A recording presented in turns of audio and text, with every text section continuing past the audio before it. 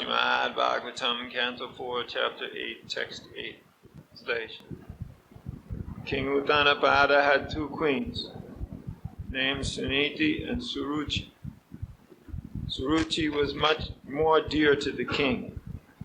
Suniti, who had a son named Dhruva, was not his favorite. The great sage Maitreya wanted to describe the pious activities of the kings. Priyavrata was the first son of Swayambhuva Manu, and Uttanapada was the second. But the great sage Maitreya immediately began to speak of Dhruva Maharaj, the son of Uttanapada, because Maitreya was very eager to describe pious activities. The incidents in the life of Dhruva Maharaj are very attractive for devotees. From his pious activities, one can learn how one can detach himself from material possessions, and how one can enhance one's devotional service by severe austerities and penances. By hearing the activities of pious Dhruva, one can enhance one's faith in God and can directly connect with the Supreme Personality of Godhead. And thus one can very soon be elevated to the transcendental platform of devotional service. The example of Dhruva Maharaj's austerities can immediately generate a feeling of devotional service in the hearts of the hearers. Jaye Uttanapadasya Suniti Suruchistayo Suruchi Prayasi Patyur Netara Yatsuto Dhruva. King Uttanapada had two queens, named Suniti and Suruchi. Suruchi was much more dear to the king. Suniti, who had a son named Dhruva, was not his favorite. So this description that is now being given is connected with activities which are very glorious. Activities may be glorious, activities may be not glorious. Activities which are not very glorious are those which are involved in mundane affairs, or even in just simply Dharma, Artha, Kama, Moksha, the four principles of Vedic civilization, of which religiosity is certainly a very important element. However, these activities are also basic. They are not glorious, since the Srimad Bhagavatam is meant to be a literature which is far beyond the mundane platform, or even the platform of higher planetary consciousness, which is certainly more elevated than earthly consciousness. The Srimad Bhagavatam is describing activities, literatures, characters, and qualities which are of the transcendental realm. So, Maitreya Muni is describing the genealogical succession of Manu.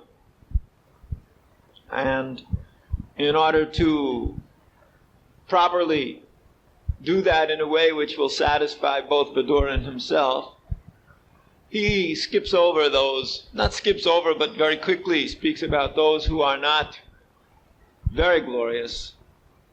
And he directly speaks about those who are glorious. Dhruva Maharaj. Dhruva Maharaj is an extremely special personality, because not only was he a great devotee of the Lord, which in and of itself is certainly the most important thing, but he was also a very great king. He led people in a perfect way, and this gradually brought them to the platform of perfect society, which created perfect personalities. If you have a very good society, then there's a tendency that the people within the society become very good. If you have a bad society, then the people become bad. This is natural.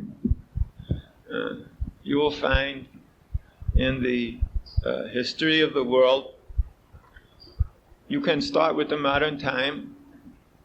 You will see that because the society is not properly organized, or there's no awareness of what is spiritual life, spiritual goals, spiritual organization, because there are no brahmanas. No proper brahmanas to guide the society. Therefore, the people have no proper direction, and they are low class. Janmana jayate shudra. Everybody is shudra at birth, especially in Kali Yuga. Kalo shudra sambhava. But by taking the second birth, one becomes brahmana. So, the fact is that nowadays there's no reformatory practices. People are not born in a proper way. They are not born in a purified state. And they do not act in a purified state. Therefore, all in all, things are messy. This is due to improper education. This is due to improper philosophical understanding. This is due to simply chaos in the society. It's, of course, a circular thing. Because of people being bewildered, they create activities which are bewildering. So therefore, obviously, you will have this problem. Now, in the proper society, because people are trained properly from birth, they are directed in their lives very strictly. Therefore, good personalities take birth. Good things happen. This is the case of Dhruva Maharaj. Dhruva Maharaj's mother was very good. The two wives, there were two queens, Suniti and Suruchi. The Vedic civilization, having more than one wife for a Kshatriya was allowed. Because the Kshatriyas were, the kings especially, were capable of supporting them very nicely. With all kinds of paraphernalia, with beautiful places to live, every kind of servant. In other words, they were not lacking in any way. And the kings were inclined to satisfy their many wives' desires. So, therefore it is not unusual. In this case, King Uttanapada only had two wives. That's very nice. Kings could have many wives, many more than two. Things could get complicated politically in the royal household.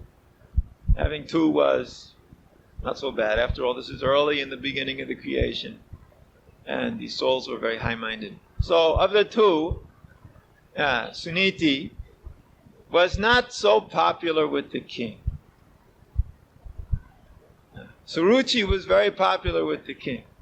But her son, Suniti's son, was very good. So we can just imagine that she was also very good. In fact, so much good, spiritually elevated, that when Dhruva Maharaj went back to Godhead, his mother was there with him, going back to Godhead. So we can understand she's a pure devotee. And therefore, perhaps her husband was not so pleased with her. These are the ways of material life. So, now, Dhruva Maharaj is very, not only pious. Prabhupada speaks here in terms of pious activity. Yes. Piety, we use this word piety. When we use this word piety, we mean it in a different way than the ordinary sense. An ordinary person uses the word piety and then concludes that the piety will bring about artha, or economic development. Dharma, religiosity, brings about artha, economic development. Therefore, for him, piety makes sense. For him, piety has value. But we don't speak like that. We speak punya shravana kirtan. We speak like that. Shinvatam svakatak punya shavana kirtana hrijanta stohi abhadrani sudunoti suritsatam. Vidunoti suritsatam. These, our definition of piety is that which is in relationship with Krishna. With Srinvata Sakatak Krishna Punya Shavana Kirtan. That which is in relation to the hearing and chanting of Krishna's katha, or topics about the Supreme Personality of Godhead. There are so many topics which people may hear about. Thousands and thousands of topics. Shotavyadini Rajendra Ninam Shanti Sahasrara. There are so many topics, and all of them are about things which are Atmatam Atmatattvam Griheshu Grihamedinam. About the existence of the home, the family, the friends, the society, the nation, and the love. You will find that these topics are very popular nowadays. Not only nowadays. It is not that nowadays there's anything special. Throughout all time, it is the tendency of materialistically minded people to speak about home, family, friendship, society, nation, and love. For these are the topics which give pleasure to a materialistically minded person. There's nothing special about this. It is natural in the material sense. Gramya Katha, that talks about the village. Gramya Katha, village talk. He said, she said, that they did. And constantly churning the ocean of very nasty subject matters to squeeze some nectar out of the stone-like material existence. And although one may speak continuously, day and night, he never attains that so-called nectar. You know, on the mental platform, you can simply agitate the mental platform, and that agitation alone, for some persons, is blissful. Not bliss in the spiritual sense. It brings them some feeling of elevation beyond the mundane platform. Although it is certainly mundane, but they feel like they have transcended the pains and pleasures of the gross body by just speaking constantly in the mind. It's kind of like an illusory form of intoxication. They feel that they are transcending something by just talking all day. Just like, for instance, if something's bad, and you speak, this is bad, this is bad, this is bad. Then for a certain class of people, that gives them the ability to live. Because for a certain class, it is just like the flies. They like very much to land on nasty substances. The more nasty the substance is, the more attracted the fly is. Because that is the nature of the fly. Now, the fly is not to be blamed. It is not that we should go and start preaching to the flies that they should land on the roses, because that's incongruous. We wouldn't want that either. We just accept that. The fly-like personalities land on nasty things.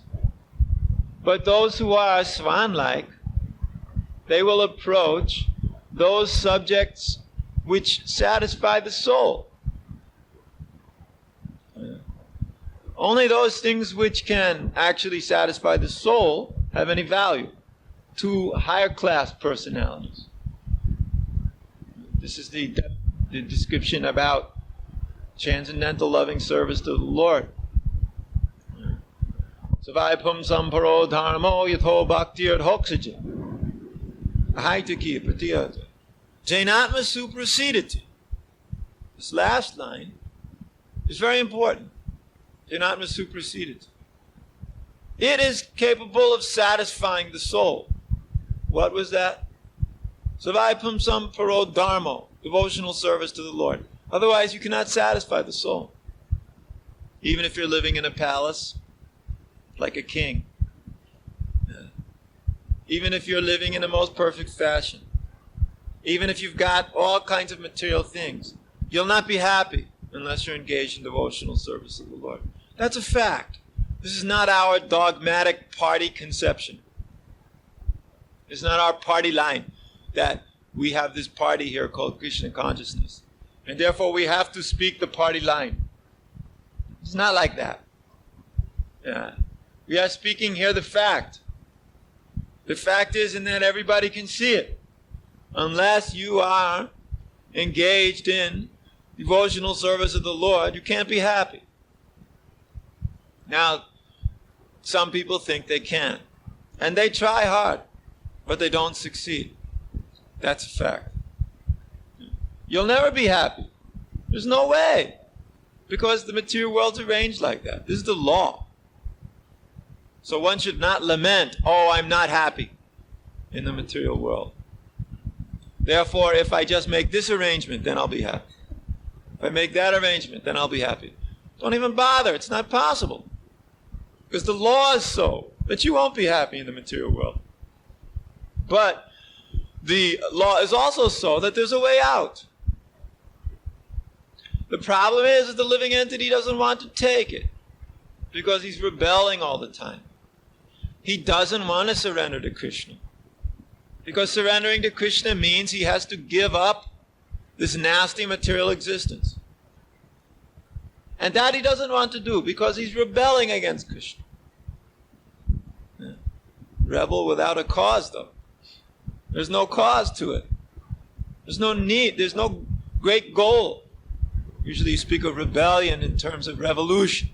You have some goal, some political purpose, something to attain, which is glorious in somebody's mind. But in the material world, everybody's rebelling, but there's nothing glorious about it. It's common, ordinary, mundane, and low class, and has no proper goal. The goal is simply, I shall be God. I shall enjoy and control. I shall manipulate. And what do we get? Birth, old age, disease, and death, continuously, time after time, life after life, day after day. And yet, although we're faced with this and we see it clearly, still we spend our time eating, sleeping, mating, defending. Above all, we use the mouth a lot. If it's not eating, it's talking. Constantly speaking, like the croaking of the frog, calling the snake to come and eat it. The example given that if the frog would just keep his mouth shut, the snake wouldn't know where he is.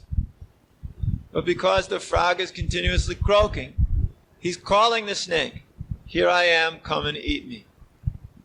Similarly, Maya takes advantage of the continuous croaking of the frog-like voices of materialistic mentality and comes and swallows up completely mundaneness, have no conception of transcendental reality. Of course, it is not a great thing to just be quiet. A lot of persons are the silent type also. That is also not a great qualification. Doesn't mean anything unless you are engaged in devotional service of the Lord. Mauna, some of the great, so-called great mystic meditators in India have taken up Mauna Vrata. But they're Mayavadis. They think Mauna is good because what is there to say anyway? It's all one. If they were to speak some philosophy, you would realize they don't know what they're talking about.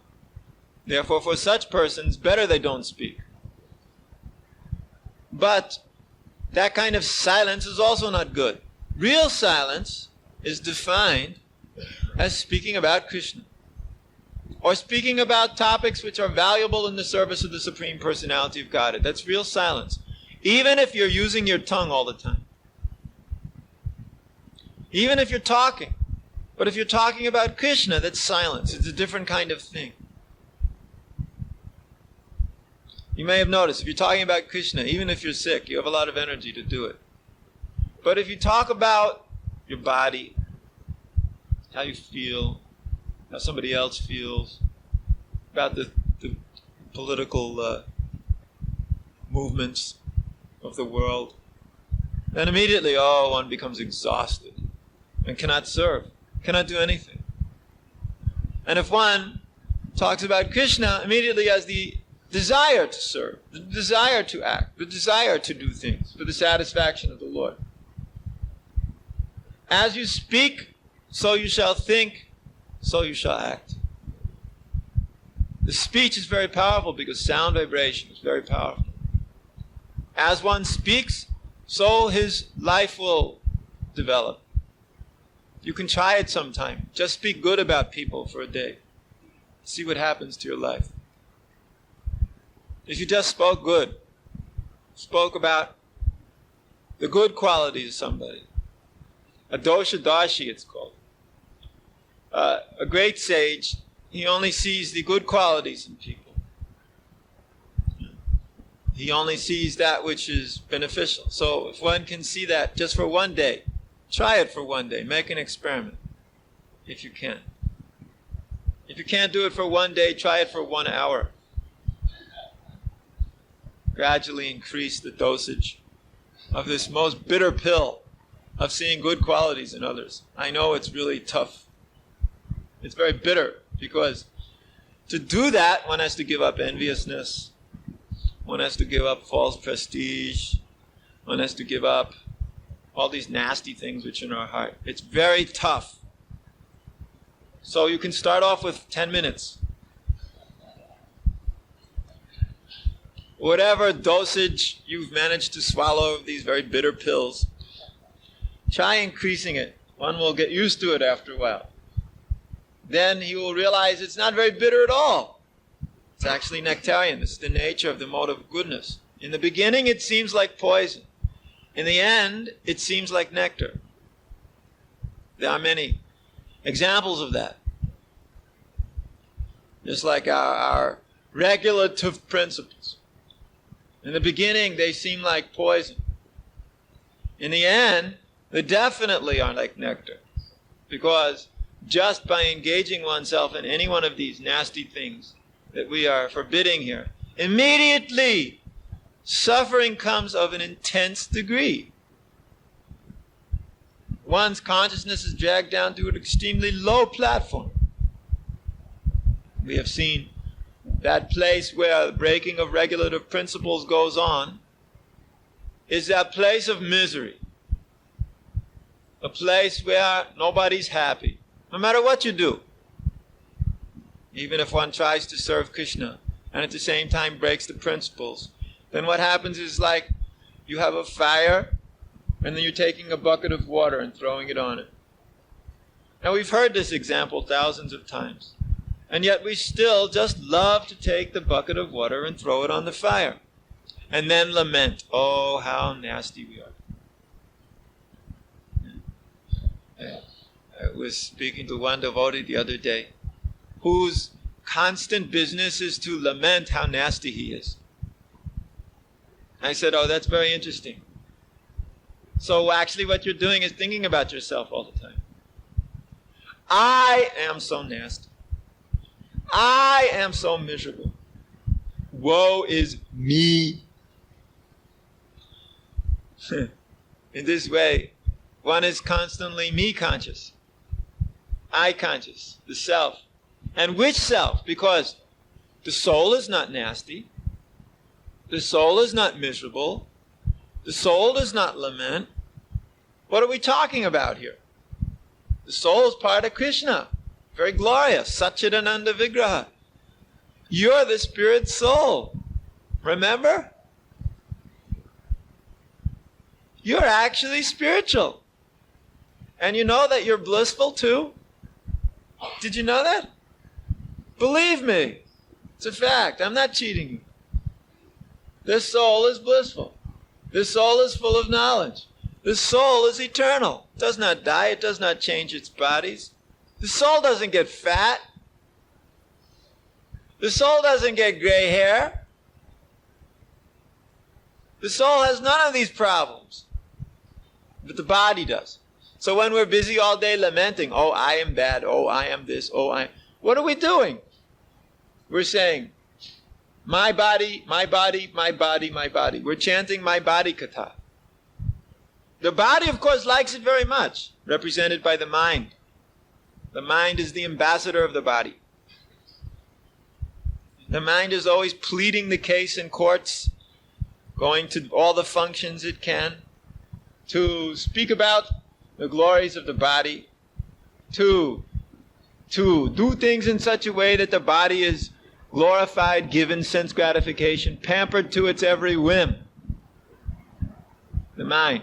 The mind will tell you at every minute of the day something has to be done for the body. And so when we're just lamenting all day long, the mind is just very happy. It's very satisfied.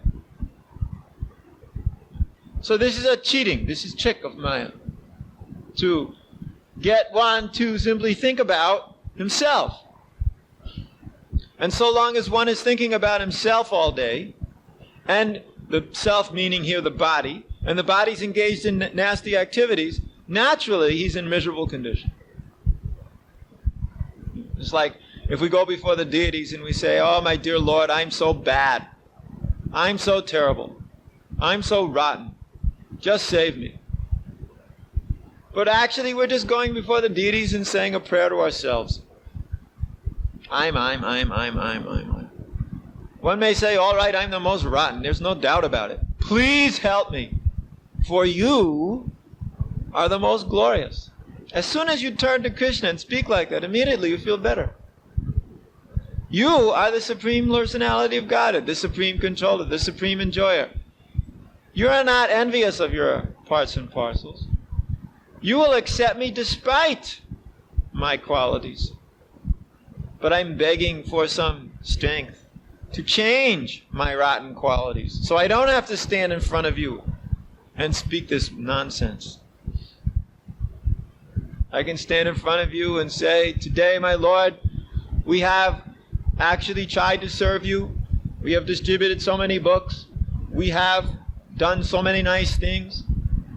For your satisfaction, please accept that offering. Oh my Lord, here we are, trying to remember you. Please force your way into our nonsense minds, so that we always remember you. May we always be your eternal servant and never deviate. May we never rebel again. This rebellion, it comes as a natural consequence of sinful desire. Because one has sinful desire, so within the heart Krishna says, don't do that. It does not matter to Krishna if you do something nasty, in the sense that he is neither diminished nor increased. He's not increased by your activity, he's not diminished by your activity. In that sense, Krishna is neutral. However, it pains Krishna that you are doing something to hurt yourself. That's natural. Krishna is a person. It's like if you were to see somebody harming himself, cutting himself. Wouldn't you immediately go to that person and say, stop? Of course, maybe not in Scandinavia. We might think that, yes, well, that's his right to harm himself. Just like we have children in Scandinavia, and we let them destroy themselves very nicely and properly because we're liberal. In this regard, we may speak the story of that famous ant. I wrote it once in Vyas Puja. This man was about to be hanged because he had fallen into bad association with thieves. And he had committed murder during one of his robberies, and he was on the gallows about to be hanged by the government. So the executioner, the tradition is anyway, do you have a last request? So he said, yes, I want to say something to my aunt. Because he was raised by his aunt during childhood. Yeah. And she was the most loving and kind aunt. She was so loving and kind, more than any mother could have ever been. So naturally everybody thought he wanted to thank her and say something nice to her at his last moment. So he asked her to come up because he was bound from the back. That's the way they do it. And then he said, just bring your ear here. I want to say something to you. And then he just and bit it off, spit it out. Then she was screaming, why have you done that? Thinking, I'm your dear auntie. He said, you have spoiled me. If you had not spoiled me during my childhood, given me anything I want, not taken care of me, not chastised me and educated me, I would not be in the situation I am today, about to be hanged. It's a very serious principle that Prabhupada described once. I understood this very clearly one day when I was thinking about why I got chastised so much by Srila Prabhupada. Now that I think back on it, it wasn't enough. I lament that he isn't chastising. I remember, of course he's chastising. What am I saying? But besides that, I like the very personal touch. During his pastimes, when he was manifesting his pastime of disappearing, at that time he was acting in a very, very different way towards his disciples. He was acting in a thankful way and grateful and speaking kind words and praise, and it was totally intolerable for me. I couldn't tolerate it. Like once even Prabhupada said, and he knows how to cook very well. And then I said, but I cannot make chapatis, because that was our rasa. He was to chastise me because I could not make chapatis. And he said, and you make good chapatis too. I said, that's too much. This I cannot accept. So one would rather feel that stick, because it makes one straight from the spiritual master. It makes one feel good when its stick is there. The pressure is there. Otherwise, if everything is nice and wonderful, then you grow up to be a thief. You rebel. That's how the whole hippie movement started. Prabhupada spoke about it many times. Nice, he says, nice boys and girls living in wealthy families. The hippies were not low class. They were low class, but they were not from low class families. And they're rebelling against their parents and their family heritage and the wealth of their fathers. Because the nature of youth to rebel, do everything opposite. Therefore, one has to be very careful in dealing with others. Strictly. It's like when we must do everything very strictly. So Krishna, he's also like that. He doesn't like to see his parts and parcels growing up bad. He doesn't like to see living entities suffering like that because they are doing the wrong thing. Krishna's not liberal like that. Krishna is the most liberal. He's allowing us to live in the material world.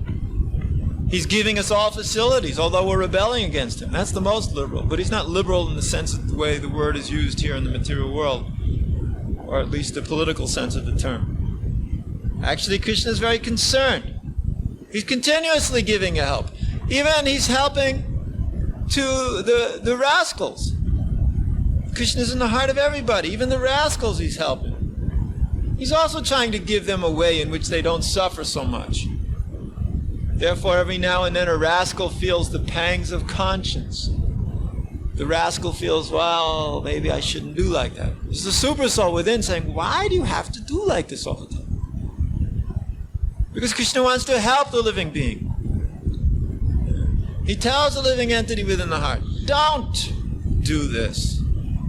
And we hear it, don't we, all the time? Isn't it? Honestly, you hear all the time, the super soul within the heart is saying, do not do this. You will suffer, and you know it. And then these senses are saying, Don't listen to that. The mind is saying, if you listen to this, you won't enjoy. And after all, isn't your whole goal of life to enjoy? So what are you listening for? In this way, rebellion starts. No, I will not. Rebellion. Actually, we are all just like children, continuously rebelling against the parent. Krishna is the kindest parent, the kindest father of all living entities. And still we take advantage of it again and again. What for? We don't even know why. It's like some kind of insanity, madness.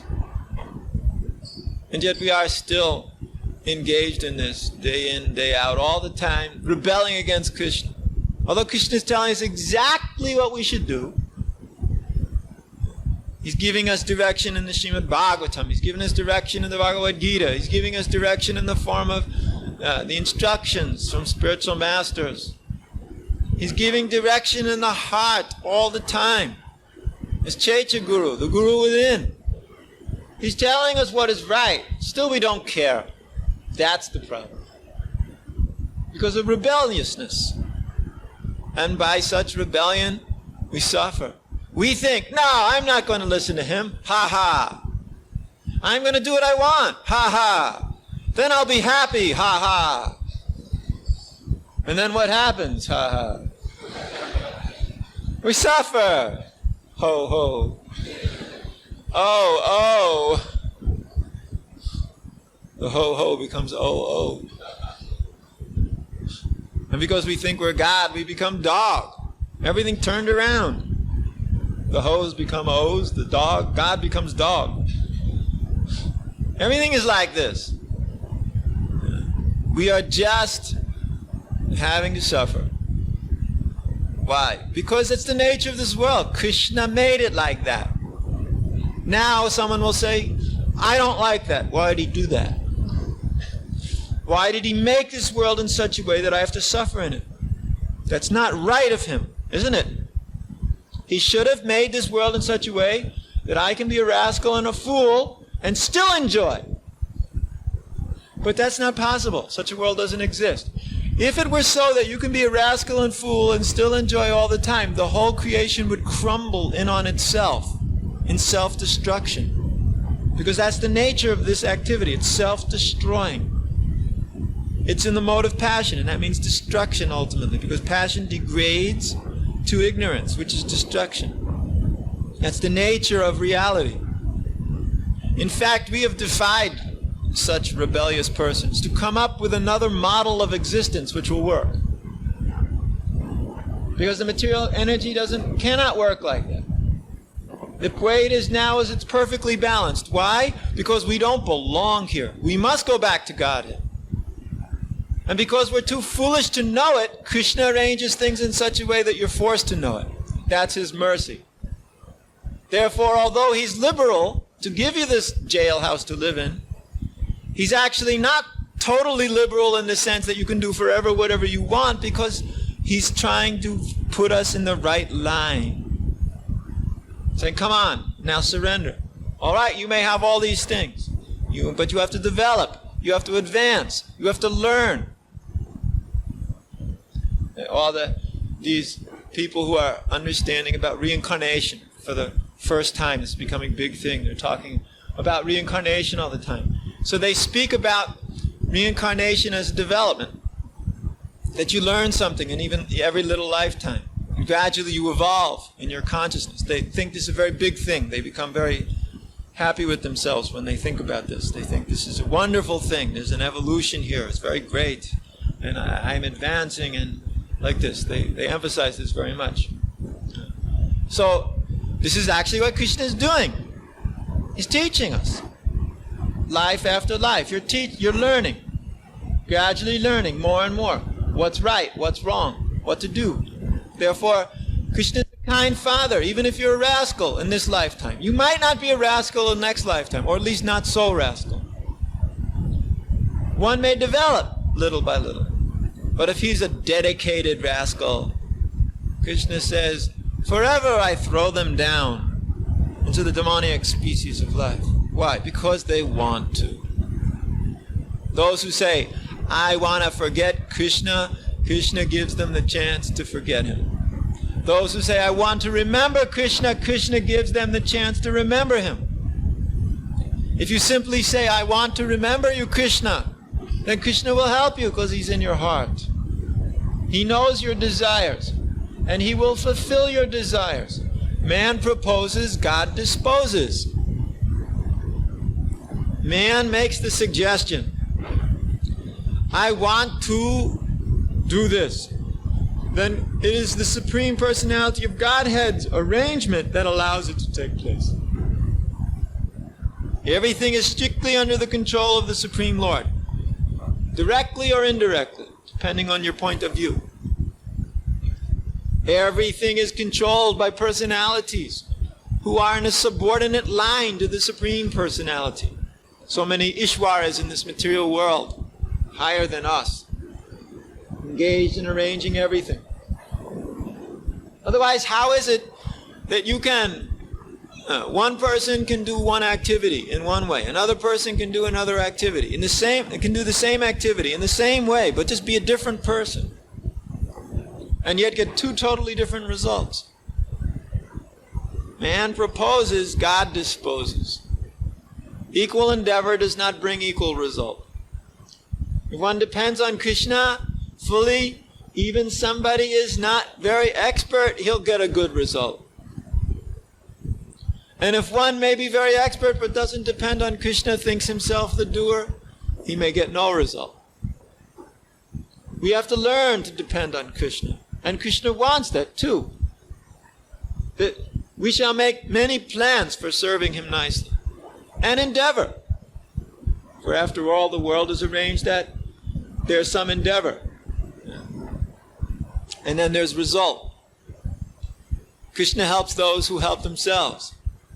So the point is too, that one must have desire, make the right desire, have the right proposal, and then make the right endeavor.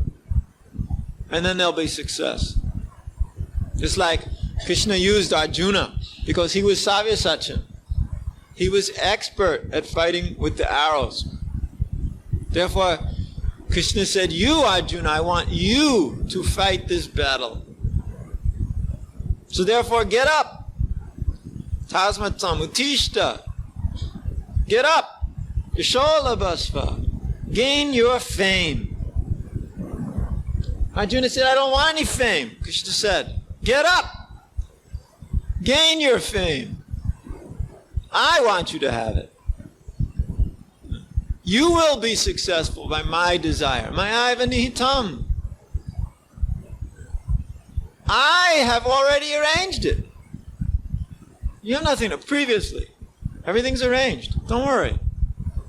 Purameva was all done previously.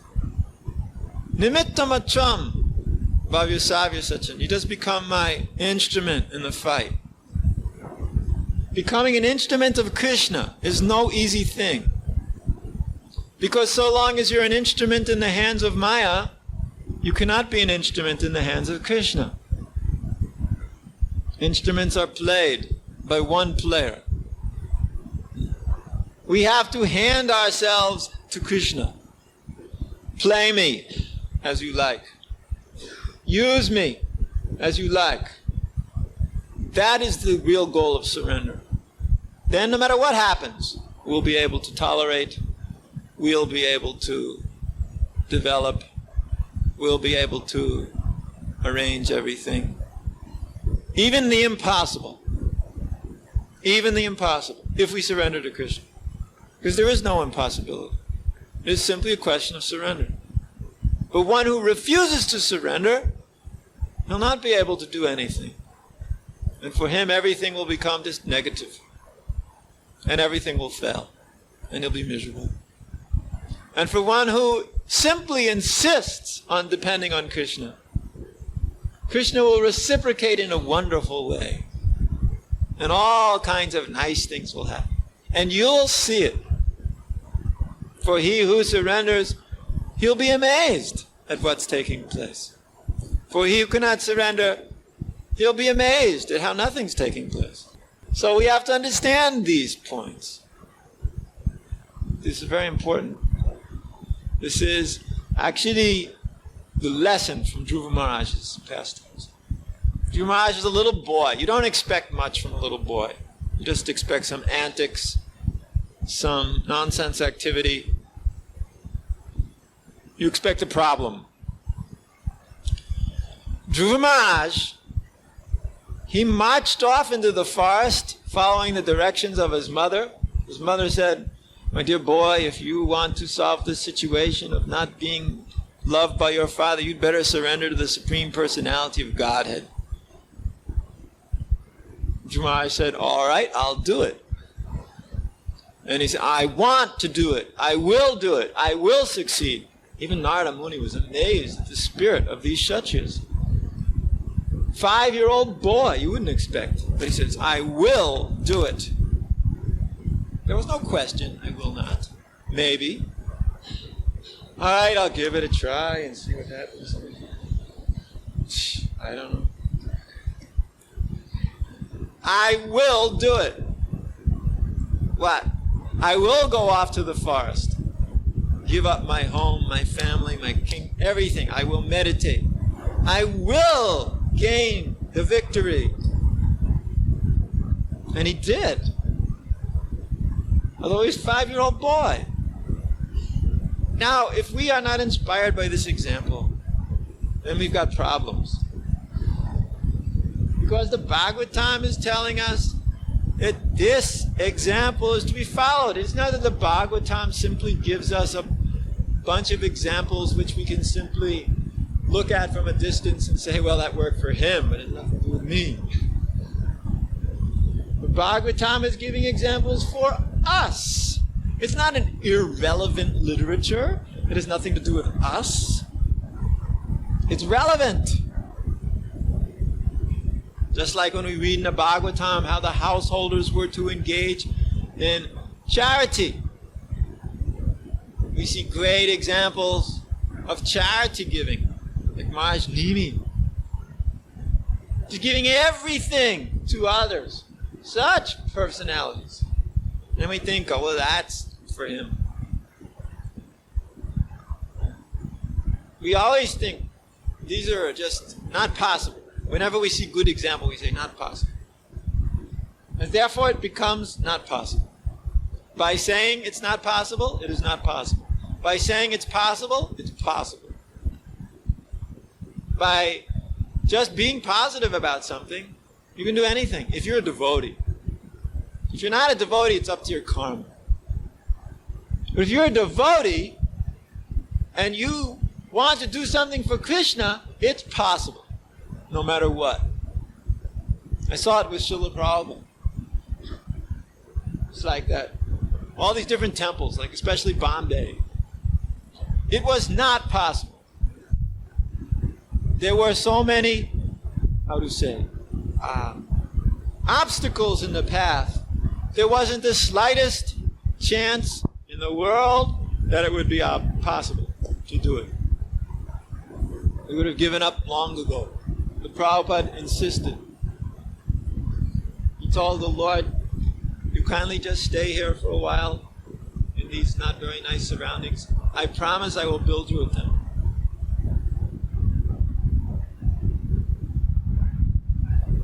We really know what counts. When it comes right down to it, what really counts is money.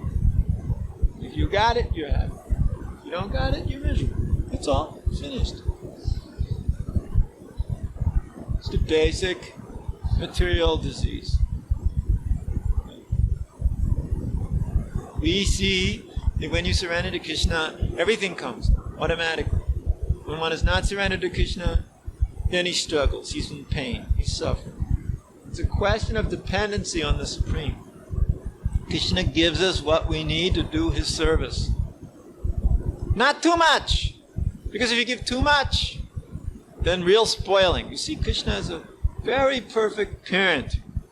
He gives you just enough so that you're not attached and thinking, yeah, I'm the greatest. Look at all this offerings. And we've seen where somebody insisted on it. Krishna gave it, but then it killed him spiritually. Therefore, we are very lucky. We're very lucky that Krishna is just giving us just what we need and demanding, in a very subtle way, surrender. We take it in the wrong way. We take it that, yes, we're getting just enough now, but maybe in 5 years we won't get anything. Therefore, we should understand that there's no use to this surrender business, and we should just go make some money and build up a bank balance. As if it really made a difference if you have money in the bank. It's just a pile of paper. And if there's anything wrong with the economy, your pile of paper, you can just burn it for candles. But we think that if we have a pile of paper in the bank, then we'll be okay. Without realizing that Krishna is giving little now, but you've got enough. Who's starving here? Who doesn't have proper clothing?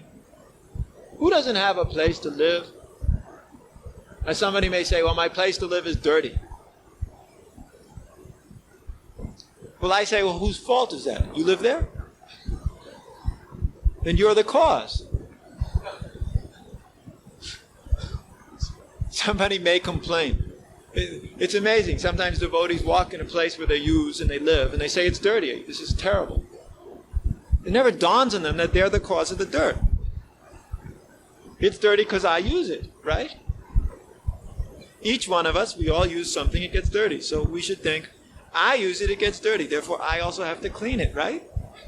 Isn't it obvious? I'm a Brahmana. I never clean anything.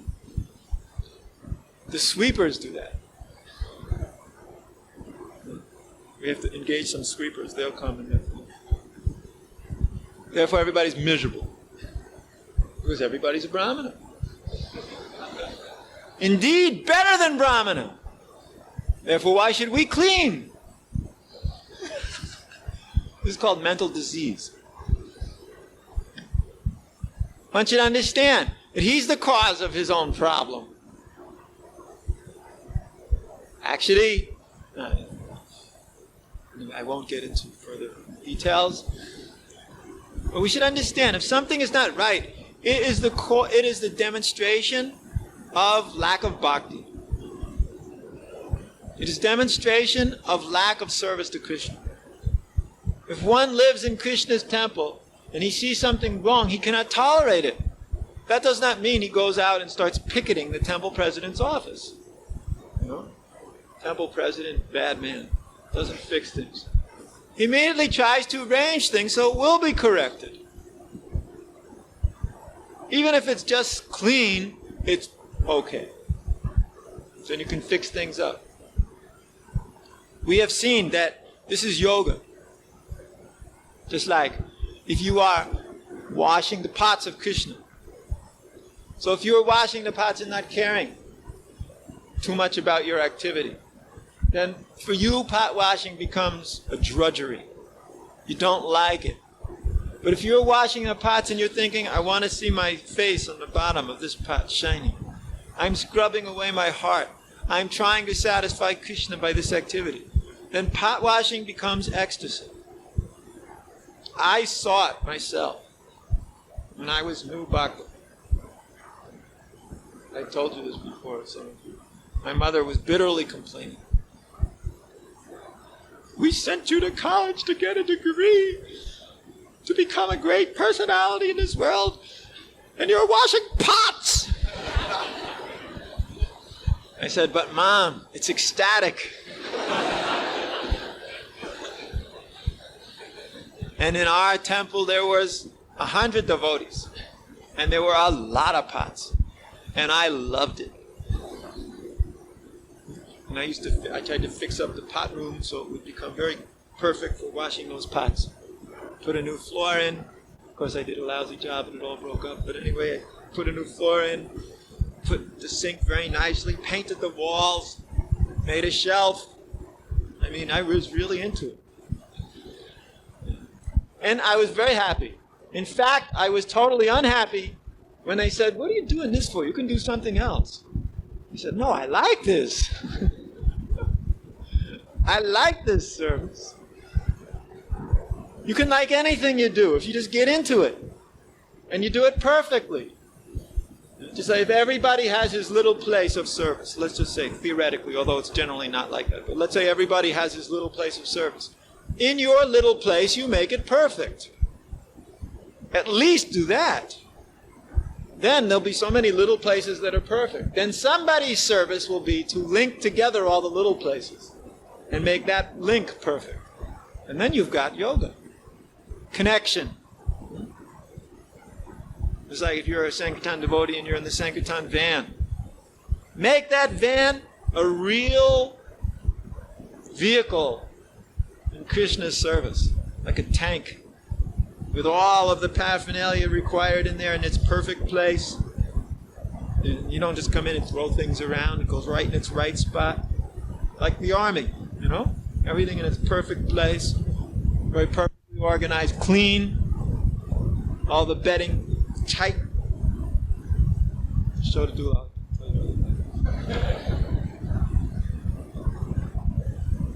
These are, it's even a material principle, you know. Why in the army they do like that? They force you to make, I don't know about here, but in America, they force you to make their bed so tight that the lieutenant comes and he drops a dime on it.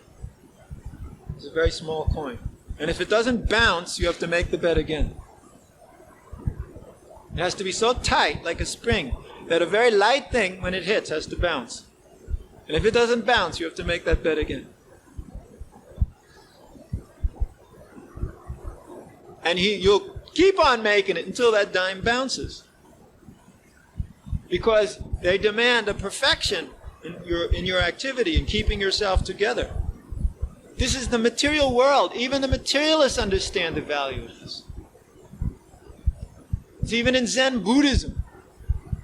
Perfect flower arranging, perfect archery, total concentration in what you're doing. But somehow devotees in Krishna consciousness think, oh, that's all just Mayavada. We can be slobs about what we're doing. We can just be complete fools, throw everything here and there. It all belongs to Krishna anyway. And somehow or another, this is all right. And then we wonder why we suffer. We're not taking care of Krishna's things. First, that means we don't recognize they're Krishna's. We don't think, like for instance, this car is Krishna's. We think it's the temple's. Therefore, we can just drive it into a tree. It doesn't matter. Insurance will get us a new one. We don't have to put oil in the car. Who cares anyway? It's just a piece of junk. Everybody who goes in the car declares it a piece of junk. Therefore, it becomes more of a piece of junk every day. Until finally you have to throw it away. Why? Because it's the temples anyway. When some people say the temples, as if there's something like that that's bad. Without realizing the temple. What is a temple? The temple is a house of God. Who's God? Krishna. Does he live in the temple? Certainly he does. That means if it's the temples, it's Krishna's. Whew. You mean that's Krishna's van I'm in? Do you mean even these shoes I'm wearing are Krishna's? Do you mean this floor is Krishna's too? No. But yes, it is. The floor is Krishna's, the shoes are Krishna's, the van is Krishna's, your dhoti is Krishna's. Your dhoti is not yours. It's Krishna's. Everything here is Krishna's. Unless you're a householder, then everything's yours.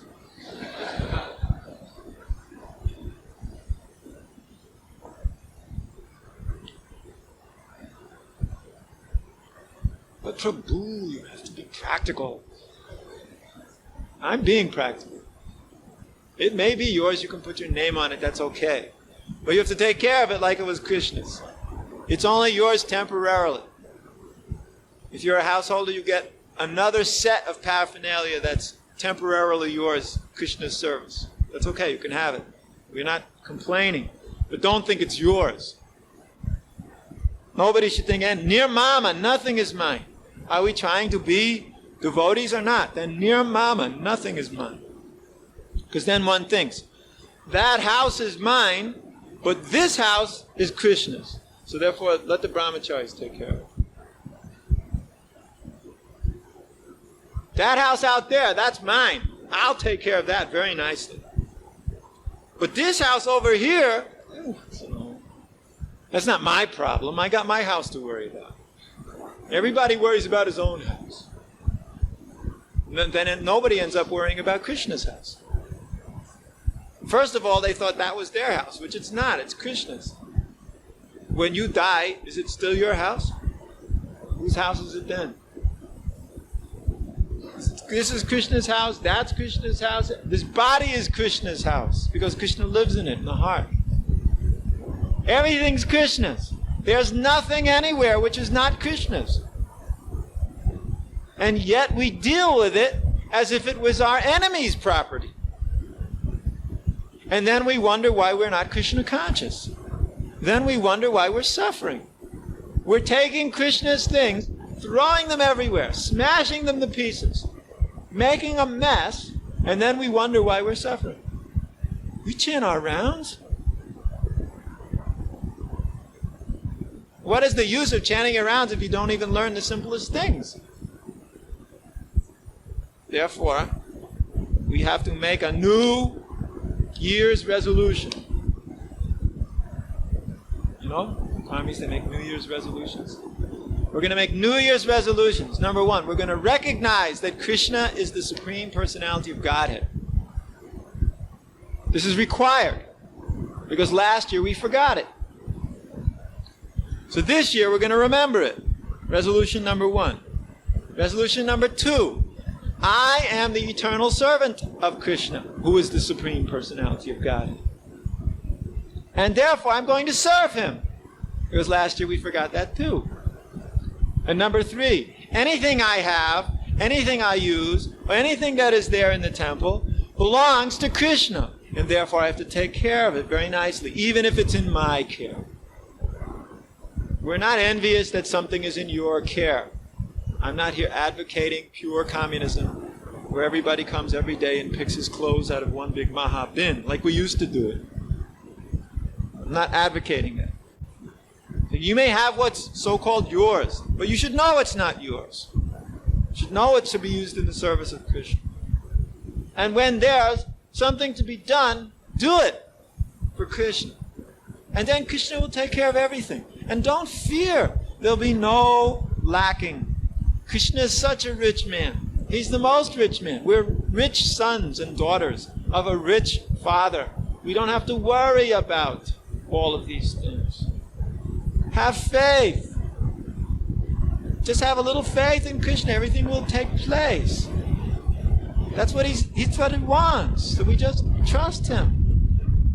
But instead we trust ourselves, which is so insane. We're the greatest cheaters there